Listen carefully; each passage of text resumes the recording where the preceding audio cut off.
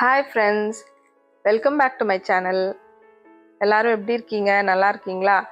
இன்றைக்கி நான் ஒரு வெண்பொங்கலுக்கு ஏற்ற மாதிரியான ஒரு சைட் டிஷ் தான் செய்ய போகிறேன். கொத்து. இது ரொம்பவே ஃபேமஸ். இது பொங்கலுக்கு கண்டிப்பாக கொத்தோடு சர்வ் பண்ணால் ரொம்பவே அட்டகாசமாக இருக்கும். நான் கத்திரிக்காய் வச்சு செய்ய போகிறேன். கல்யாண வீடுகளெல்லாம் சௌ கத்திரிக்காயெல்லாம் பொடியாக நறுக்கி போட்டு அப்படியும் செய்வாங்க. நீங்கள் அந்த மாதிரியும் செய்யலாம். அப்படி இல்லைன்னா கத்திரிக்காய் போட்டு செஞ்சாலுமே சூப்பராக இருக்கும். இது பருப்பும் சேர்த்து செய்யறதுனால இது ப்ரோட்டீன் ரிச்சாகவும் இருக்கிறதுனால ஹெல்த் வைஸும் இது ரொம்பவே நல்லது உடம்புக்கு.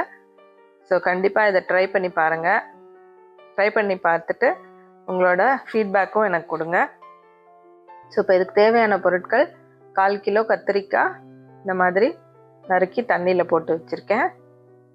அதுக்கப்புறம் ஒரு பெரிய சைஸ் வெங்காயமும் ஒரு பெரிய சைஸ் தக்காளியும் பொடியாக நறுக்கி வச்சுருக்கேன்.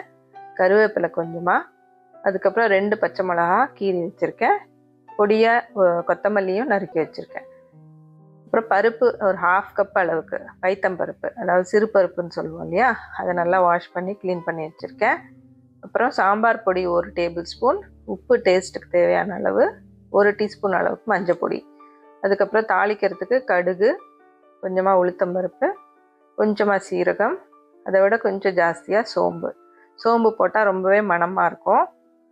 இப்போ இது எல்லாத்தையும் நம்ம ஒரு ப்ரெஷர் பேனில் தாளிச்சிக்கலாம். அப்படியே டைரெக்டாக நம்ம இதுலேயே ப்ரெஷர் குக்கும் பண்ணிக்கலாம். ஸோ ஒரே பேனில் நமக்கு வேலை முடிஞ்சிடும். ஸோ இப்போ ஒரு பேன் ஹீட் பண்ணிவிட்டு எண்ணெய் விட்டுட்டு இதில் கடுகு, உளுத்தம்பருப்பு, சோம்பு, சீரகம் இது எல்லாத்தையும் ஆட் பண்ணிவிட்டு நல்லா பொரிய விடணும். நல்லா பொரிஞ்ச அப்புறமா நம்ம பொடியாக நறுக்கின வெங்காயம், தக்காளி, பச்சை மிளகா, கருவேப்பிலை இது எல்லாத்தையும் சேர்த்து நல்லா கலந்து விட்டுக்கலாம்.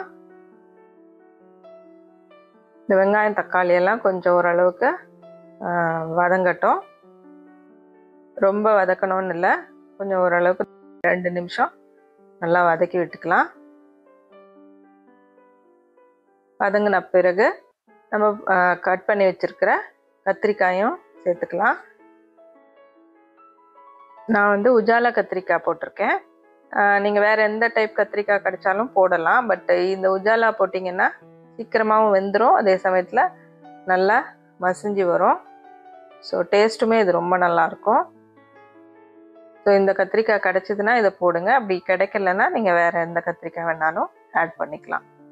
இப்போ இதையும் நல்லா ஒரு 2 நிமிஷம் வதக்கி விட்டுக்கலாம். அதுக்கப்புறம் நம்ம பருப்பு வாஷ் பண்ணி நல்லா க்ளீன் பண்ணி வச்சுருந்தோம் இல்லையா, அதையும் இதில் ஆட் பண்ணிக்கலாம். போட்டுட்டு தண்ணி நம்ம மூழ்கிற அளவுக்கு தண்ணி, அந்த பருப்பு வேகிறதுக்கு ஏற்ற அளவுக்கு தண்ணியும் சேர்த்துட்டு சாம்பார் பொடி, மஞ்சள் பொடி, உப்பு இதையும் சேர்த்துட்டு நல்லா கலந்து விட்டுக்கலாம். கலந்து விட்டுட்டு மூடி போட்டு ப்ரெஷர் குக் பண்ணிக்கலாம். இது ஒரு விசில் அளவுக்கு வந்தால் போகிறோம். 1 மேக்ஸிமம் 2 விசில் வந்தால் போகிறோம்.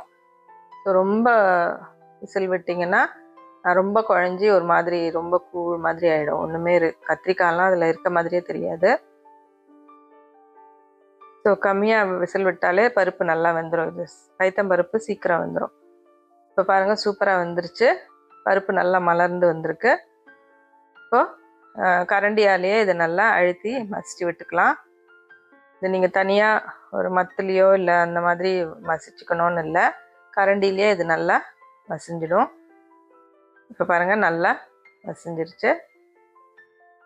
இப்போ இதில் 2 நிமிஷம் கொதிக்கட்டும். அதுக்கப்புறமா நம்ம பொடியாக நறுக்கி வச்சுருந்த கொத்தமல்லியும் ஆட் பண்ணிக்கலாம். அதுக்கு முன்னாடி பெருங்காயம் ஒரு 1/2 டீஸ்பூன் அளவுக்கு ஆட் பண்ணிக்கலாம். பெருங்காயம் நான் சொல்ல மறந்துட்டேன். பெருங்காயம் போட்டிங்கன்னா ரொம்பவே மணமாக சூப்பராக இருக்கும். ஸோ அதையும் போட்டுட்டு நல்லா கலந்து விட்டுட்டு நல்லா ஒரு கொதி வந்த உடனே பொடியாக நறுக்கின கொத்தமல்லியும் சேர்த்துக்கலாம்.